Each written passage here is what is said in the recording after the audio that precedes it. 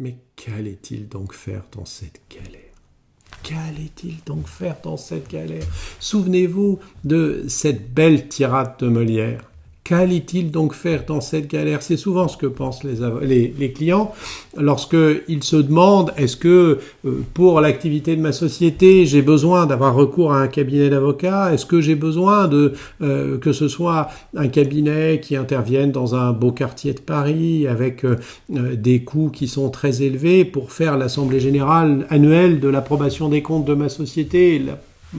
Le juridique, c'est le juridique. Souvent, les clients pensent que non, il y a l'intelligence artificielle. Au fond, on peut utiliser l'intelligence artificielle, ça suffit. Il y a les moyens d'utiliser les sites internet pour rédiger des contrats ou rédiger des procès-verbaux ou constituer une entreprise. Et au fond, ça suffit. Et puis, l'expérience montre que très souvent, les clients qui ont fait cela, ils viennent nous voir après en nous disant d'abord on a besoin d'un interlocuteur qui comprenne nos problématiques et qui y soit habitué. Parce que nous, on n'imaginait pas qu'il y avait une problématique dans tel domaine, dans tel autre domaine, tel type de sujet. Ensuite, en dehors de cette relation professionnelle et cette expérience professionnelle, il y a une dimension simplement humaine. Pour moi, assister une entreprise au quotidien pour ses problématiques juridiques, ça veut dire par exemple assister aux assemblées générales de l'entreprise. Je sais bien, peu d'avocats le font.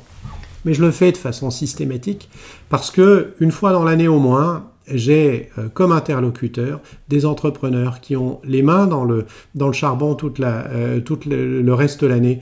Je sais quelles difficultés ils rencontrent, je sais quelles tensions il y a éventuellement entre eux, je sais aussi quelles difficultés ils ne rencontrent pas, quels sont les points forts de l'entreprise. Et souvent, d'ailleurs, avec l'expert comptable de l'entreprise, on vient ensemble à l'Assemblée générale justement pour connaître la situation de nos clients. Ce qui fait la plus-value d'un cabinet comme le nôtre pour accompagner une entreprise au quotidien, c'est d'abord une qualité technique. On remplit toutes les conditions.